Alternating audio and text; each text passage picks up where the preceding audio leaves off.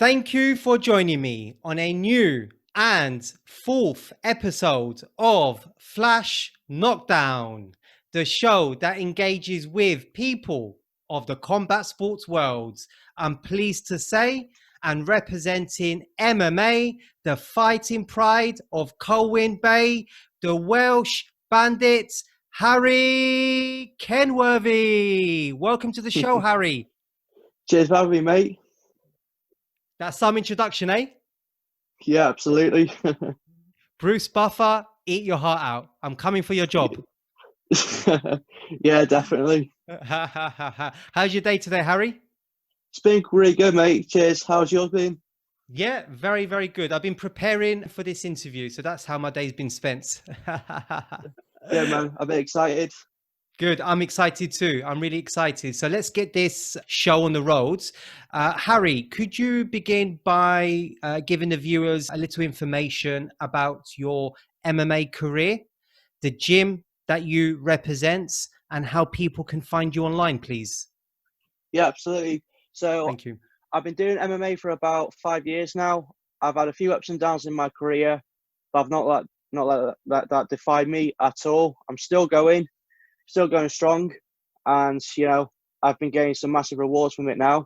The gym I represent is Hamma North Wales Academy, but it's also associated with Hamma in St Helens and the Shaw Hammer Martin. So I link between those two.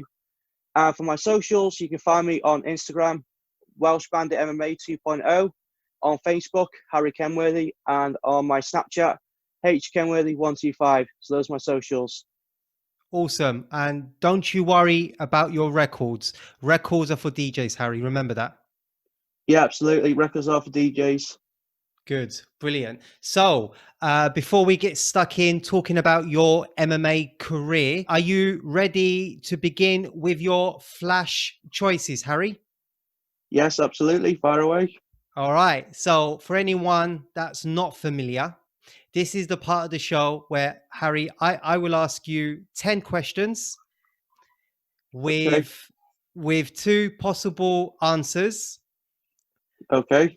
And you choose the one that best suits you in a flash. Understood? Absolutely. Fire away. Okay. So the first one, Harry, Lee Selby or Joe Kawasaki? Joe Kawasaki. Dragon or lion? Dragon. Welsh blood. Workout 7 a.m. or 7 p.m.? 7 a.m. Wake up, get it done. The Principality Stadium or Madison Square Gardens? Madison Square Gardens. Prince Harry or Harry Houdini? Prince Harry. Brad One Punch Pickett or Azi One Bomb Thomas? It's got to be One Bomb Thomas. That's the right answer because you know he's going to be watching this, right? Oh yeah, absolutely. If I said one punch, he'd probably give me one bomb himself. Absolutely, absolutely. Hammer lock or hammer fists? Hammer fists all day. I've seen your ground and pounds. Body slam or body punch? Body slam. And I've seen a few of them as well. I enjoy giving air miles. Ryu or Ken? Ryu. And then two famous bandits, Dick Turpin or Butch Cassidy? Butch Cassidy. Nice. How did you find those questions, Harry? Easy and simple. Easy and simple, just like your fights, eh? Yes, absolutely. Lovely. So then, Harry, could we begin perhaps by going to the beginning and just trying to understand what your first memory was of martial arts, please? Yeah, absolutely. So going back to day one, I'd say I was a kid, about 14, 15 years old, still in high school. I've always been an active kid, but all the other sports weren't really influencing me to stick at them. I was okay at football. I enjoyed rugby because of the physical side of things, but I was never 100% stuck into it. My first recollection of MMA was I was sat in my nan's house watching videos on YouTube, and I saw a video called Top 20 UFC Knockouts. And I was watching it, and of course, I seen the likes of, Rampage Jackson, Edson Barboza, all those sort of guys. I was just like, took in like how they were finishing all these fights. I thought, I want to do that. I was never actually a like physical or violent person when I was a kid. I was quite shy, kept myself to myself. But once I saw the first connection with MMA, I just wanted to give it a go. I saw how physical and exciting it was, so I wanted to give that a go. Where I live, there wasn't many MMA gyms. Actually, there's hardly any at all.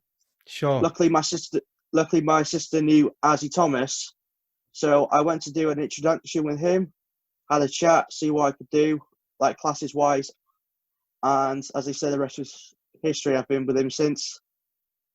So it was your sister who made the initial introduction with Azi. Yes, she knew him. She told him I wanted to do MMA, get started in it. He's like, "Sound, just bring him along. I'll have a chat with him, see what he wants to do, and we'll get started from there." As I say, the rest is history. And how did your parents think about this? My dad thought it was absolutely brilliant. He thought this is great. He'll get his confidence up. He'll get him out of his shell. He'll gain a lot from it. Of course, my mum, different side of it, because she doesn't want to see her son get hurt or get punched in the face, as any mum would. But she could see the person I was coming from at MMA, so she could not make me not do it. Sure. And what would you say martial arts has brought to your life? Well, it's mad to say it's MMA has brought to my life a confidence that I never thought I could have, opportunities that I never thought was possible, and as well, mixed martial arts has helped me deal with a lot of personal issues that I've had happening in my life, involving my parents. So it's took me out of those situations and helped me channel my energy and anger into something a lot more positive. So competing was something that you just fell into? I kind of had a thought of competing in the back of my mind, but I never actually thought about it. But then once I started, getting good at it, I thought, you know what, I want to give it a go, have a fight a go. And I said, well, give it a couple more months, like a year or so. We'll see how we get on. And if you're still here sticking at it and improve, then we'll put you in. Is there a particular discipline within martial arts that you particularly enjoy? I can do it all. I enjoy them all. I see. But I will say the wrestling is the part that I enjoy the most. I enjoy the nitty gritty. Yeah, the grinds. Yeah, embrace the grind. Absolutely. Yeah, you do have a very gritty personality. You're very, very determined, aren't you? Yeah, that nitty gritty has been developed into me by the wrestling and being like out wrestled and out grinded by everyone in the gym. Because when I started, everyone was a lot older and a lot bigger than me, so I had to embrace the grind and get nitty gritty. I've always had to. Sure. And is there a particular athlete that you sort of model your game on? Well, my game, I would say I want a long career in mixed martial arts. I want longevity in the sport. So I look at the guys who take the least amount of damage possible, and I try to recap that onto my fight. So say like Khabib takes the least amount of damage possible. People might say he's boring, but he wins fights and he has a long career. Absolutely. Yeah. He's boring to the untrained eye, but those who understand the game really, really appreciates what you do in there, and they understand that you're doing that against someone's will. Yeah, absolutely.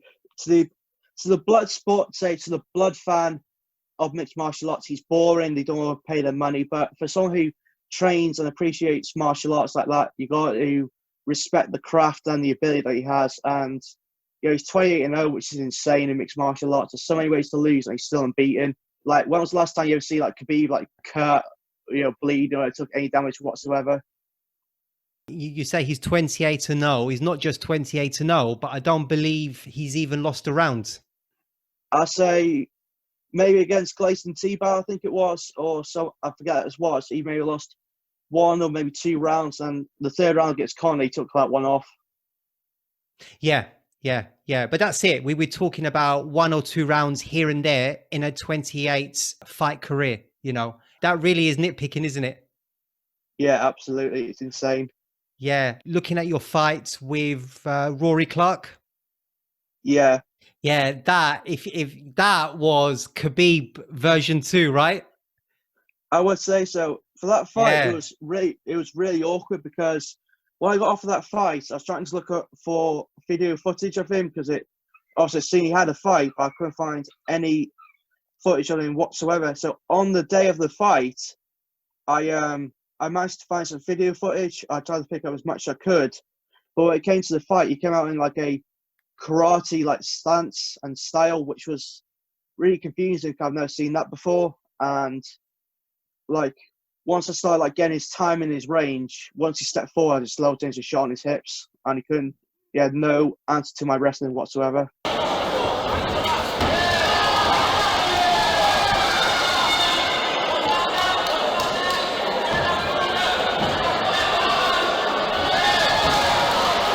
Zero answer. He looked really, really uncomfortable, didn't he? Yeah, he was strong though. He was strong from the bottom. He was strong. He was trying to like tie me down, just hold me down, but I kept breaking the grips. He kept getting frustrated, and I was just chipping away to the body and head, just making sure I stayed busy enough to make sure the referee didn't stand us back up. That's right. That's right. Yeah. He wanted to keep the fights almost as a sort of kickboxing style, but you had different ideas. Yeah, absolutely. Absolutely. Even though I won that fight, I wasn't happy with my performance because I was looking to use my stamp a little bit. Because he's so awkward and I've not seen a lot of him, I just went back to my basics. Right. I mean, that's again interesting that you say that, Harry, because at the end of that particular fight, you may recall the MC announcing on behalf of the referee that he felt that your performance was the most improved performance of any fighter that he has seen. Ladies and gentlemen, the referee has just said to me that of all the shows he's seen, this lad here in the blue corner is the most improved fighter. So it's a massive improvement. But yeah, you were still disappointed. Yeah, with that, the MC reflected the referee saying I was the most improved performance. Going back to the start, my head coach, Azi Thomas, was actually getting told by numerous people, even people that I was trained with, to not let me fight. Because they were saying to him, like, if you let this kid fight, get in the cage or do any sort of fight like that, you go get him hurt. You know, you go put him out of it. You know, he's not made for it. He hasn't got it in him, so just don't let him do it because otherwise you're gonna get him hurt. And obviously now you see me, winning like that. I just smile and think to all the people that said I couldn't do it. I think, look at me now.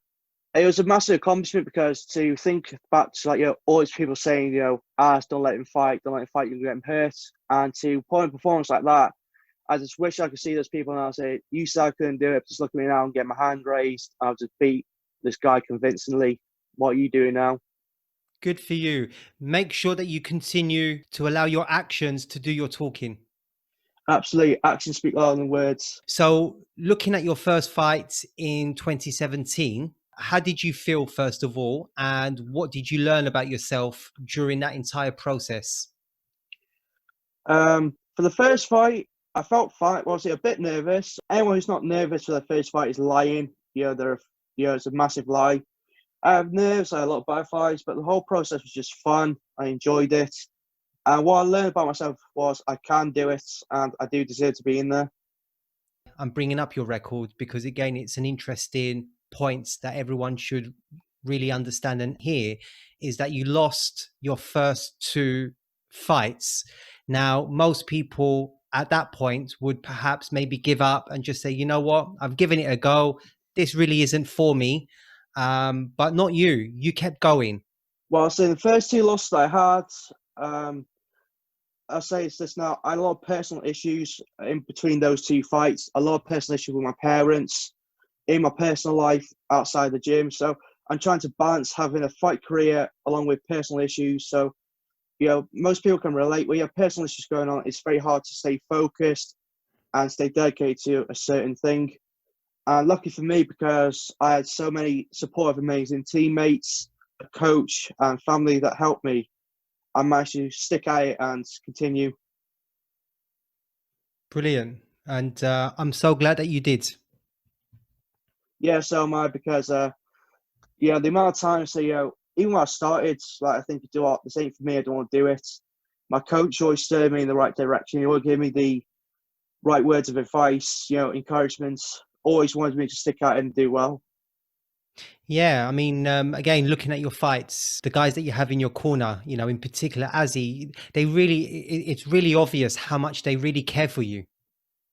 Yeah, absolutely. Azi's been with me since day one. Also, as well, another one of the coaches, Al Roberts, he deserves a lot of credit because, again, he's been with me since I was a kid. Sean as well, Sean Hamma. First few times we go out to Hamma, he offers to be in my corner. Anytime he's there, he'll corner us, any of the lads there. Brilliant. Must be a nice feeling knowing that you've got such a strong team behind you. Yeah, absolutely. But for someone to succeed in this sport, you need a strong team and strong coaches. I say it's the team and the coaches that I relate my success to, because if you don't have a strong team and strong coaches, you're not going to get anywhere. It's the teammates to help you improve and grind with you every single day, and the coaches give you the information, the confidence that you can win. If you don't have that, you have no foundation whatsoever. Well said, Harry. How did you feel getting your first win against Liam Evans? For me, that first win was everything to me, because before that, my mum died. Unfortunately, she died. So I was meant to schedule a fight on another show before that, but that fell through due to the main camp and the promoters having disagreements. So that whole show fell through. And then a few weeks after that, I found out my mum died. So then I got rescheduled to fight Liam Evans. So I'm trying to get my mind into a mental state in order to fight. But that was like the hardest thing I've ever had to do. And to obviously win that one it was everything to me, it really was. Wow. Amazing. And just for the viewers watching, you've recently just turned 20, right? Yes, just recently turned 20. Amazing. And you first competed at 17, is that right? 17, yes. You recently fought another 17-year-olds in your last fights. Probably would say your most impressive fights against Tom Senior. Would that be fair to say? I would say it's one of my best performances, I would say, to date. But again, I wasn't happy with that performance even after again I put on such a dominant performance. What wasn't you happy with? Well, a few times I was close to getting the Von Flue choke, because once I took him down, he was holding to the guillotine in side control. And Sean's the loudest guy to ever have in your corner. Literally, there could be 15,000 to 30,000 people. You got to hear him over all them. And he was shouting to me, Von Flue, Von Flue. So I was trying to get it. I wasn't able to finish it. So that was one of the things that I saw back and I wasn't happy with. But as well, my ground and pound, I wish I was a bit more selective with my shots. And a few times, the referee was very close to stepping in. If I'd continued, I reckon I would have got a TKO win rather than a decision. Right. Yeah. I mean, talking about your fans against Liam Evans, it got really loud in there. You've got some following, eh?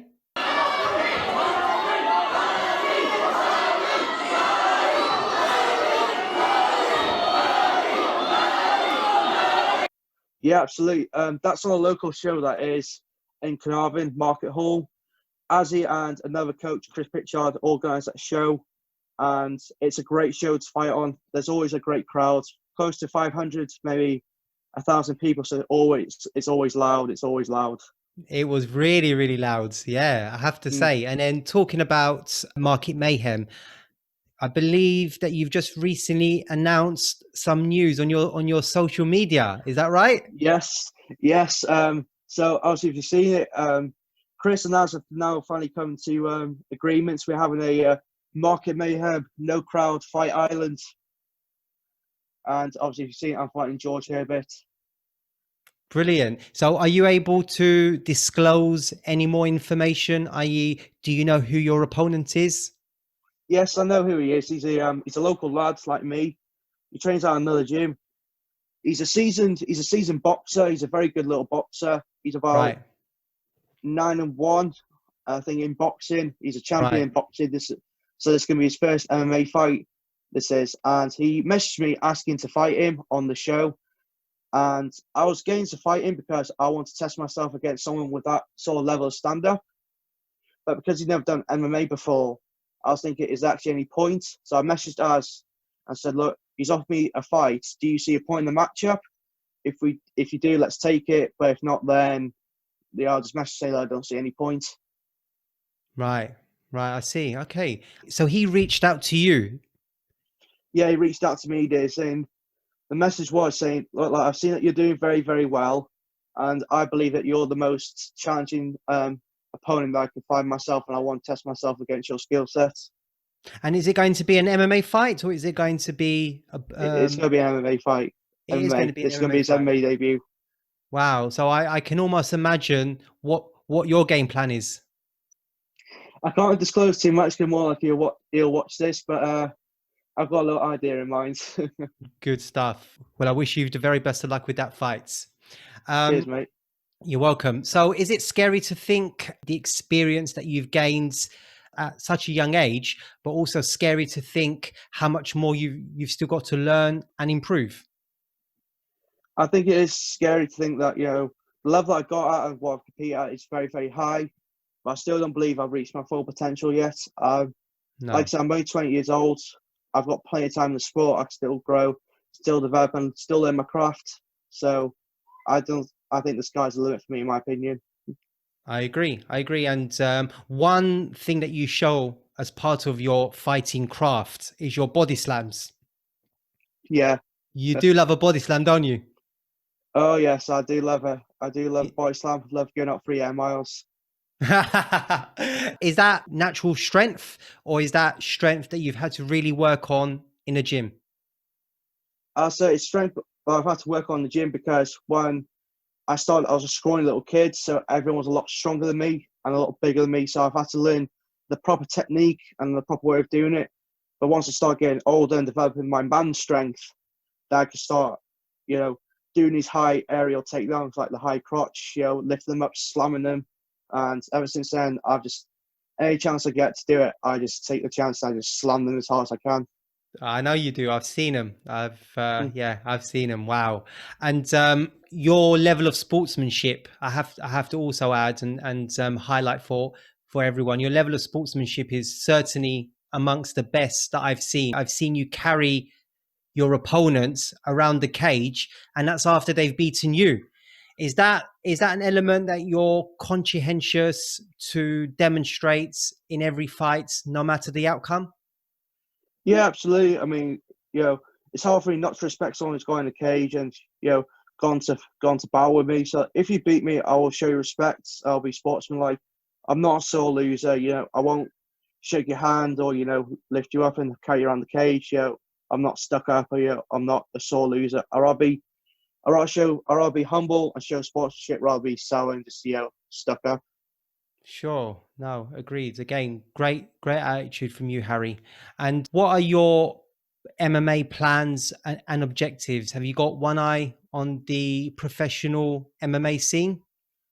Yeah, absolutely. I've as soon as I started competing, I was like, I want to try and make this a career. So hopefully, in the near future, turn professional. Also, I was meant to compete in the IMMAFs this year in Rome, but obviously due to the pandemic, that got cancelled. And then I got told that the Worlds in the IMMAFs were still going ahead, but again, I think they've been cancelled. So I'll probably have to wait till next year for that. So how did that all come about then? The IMMAFs came about because I saw a post on Instagram from IPC Wrexham saying they were holding Team Wales tryouts. So me and a few teammates went up there just to give it a go and obviously for some rounds. And they said, if we like your style and we want to pick you, we'll email you in a couple of weeks to let you know whether you've been picked or not. Excellent. And describe that sort of moment when you found out that you will be representing your nation. When I got the email, I thought it was a joke. So I messaged them back saying, I really appreciate it. But the question, is this a joke? And of course they missed. Yeah, I actually thought I wasn't get picked because a lot of the lads that were there were very, very good. It's like high level strikers, grapplers, just like all round game. So I just went there just to give it a go and say I did it. But to find out I was representing Wales was huge because my mum always wanted me to represent Wales playing rugby because I wasn't good at rugby. That was like in the distant future and never going to happen. So when I got found I was representing Wales, it was a dream come true. Yeah, you must have been really made up. Absolutely. Plus, when I found out it was in Rome, my mum always wanted to go to Rome. So to represent my country in Rome, where she always wanted to go, it felt almost superstitious in a way. It always felt like a movie. Ah, that's nice. And describe that disappointment with the events being sort of postponed to possibly next year. It's a bitter pill to swallow, and obviously I'm devastated because I started fundraising, started getting things planned. But as soon as it started, I was kind of like thinking, "Oh, is this going to get cancelled?" And when I went to the first team Wales tryout group training session, there was no mention of it whatsoever. But obviously, as the pandemic started getting more global and started getting more worse, then obviously we found out it was cancelled, which I kind of hoped it wasn't going to happen, but deep down I knew it was. And have they announced a new date or not as yet? Not yet for the foreseeable future, but all I know is that all IMMAF events are cancelled until further notice. And once it's been arranged, are you planning on competing, or do you think by that time you would have gone professional? I'll be competing now, definitely, because that's the highest level for an amateur to compete at. So it's like you see a lot of guys pad their records, trying to get a massive, huge record. For the IMMAFs, there is no kind of record whatsoever. There's the number of guys in your weight category is the best, fight the best, and you have no say on who you fight. Whoever you get picked to fight is who you're fighting. So I'll definitely be competing that once it's rescheduled. Brilliant. Looking at the MMA scene in Wales, first of all, we need to start out with Mason Jones and his recent victory at Cage Warriors 113 in Manchester, also to an empty crowd, winning the lightweight strap. Did you watch it? Yeah, I watched it. Yeah, I've watched Mason Jones a few times. I think he's a world-class fighter. I think he's a great fighter. Yeah, he really is. And so he became the fourth Welshman to take a Cage Warriors title. What does something like that do for the sport of MMA in Wales? It shows that the Welsh can do it. It shows that we deserve to be in there. Obviously, it's like we got the fighting cities like Liverpool, Manchester, all those sort of cities. They kind of overlook the Welsh MMA, but we come to fight. We come to have a good scrap, and the likes of Mason Jones, obviously Brett Johns, Jack Shaw, even Jack Marshman. These guys show that even my coach, Azi Thomas, who's fought at a high level as a professional, it shows that no bar is set for Welsh MMA. If you put your mind to something and train hard and dedicate yourself to it, it's possible. And in terms of the Welsh MMA scene as a whole, in terms of some of the prospects or rising stars, any names that we need to be looking out for? Yeah, definitely. One of my teammates, well, actually two of my teammates, Kyle Jones, he fought on the same card as me in Barnsley. He's now 5-0. He's an upcoming prospect. Last guy that he beat recently fought for the Cage Steel welterweight title, and he's not took the easy route. He's took hard fights against guys way more experienced, and he's definitely one to look out for the future. Another one is Chris, another one of my teammates. He's now 2-3-0. Again, he's not took the easy route. He's took hard fights. It's what Azi always does. He gets hard fights, never easy fights. So those two guys are definitely ones to look out for the future. Well, I guess the harder fights give you an opportunity to learn a lot about yourself, right? Yeah, absolutely. The harder fights are always better because you get nowhere fighting cans, because you can literally build yourself a record up to like 5-0, 10-0 fighting cans. But once you get in there with someone who's actually fought a decent level, you get exposed. So you rather have hard fights rather than easy ones. Yeah, sure. Okay, so I think that then moves us on to the final part of the show, Harry, and that's to look at your flash fives. So this is the part of the show, Harry, where I will ask you 5 questions and you just give me your best answer. Is that okay? Yeah, that's great. All right. So first question for you, Harry, is who would you like to compete against, dead or alive? Compete against Diego Sanchez. Ah, legends. I mean, how many fights has that guy had? He's had just too many to count, and the amount of time he's been cut, bloodied. Surprised he's still going. And he is still going, isn't he? Still going yet. He's got a bit strange recently, in my opinion. He's not the same old Diego Sanchez. Yeah, he's I think possibly he's been hit one too many times, eh? Yeah, definitely. Yeah, the amount of wars that he's had is just is insane. Yeah, he is the definition of a warrior. Oh yeah, absolutely. Either you go on your shield or he goes out. There's no other way. Indeed, indeed. Yeah, you've got to respect Diego Sanchez for sure. Your ideal way to finish an opponent. Ground and pound, in my opinion. I've not done it yet, but I've been close. I say ground and pound. Number 3, what specific combat sport bout would you love to have competed in?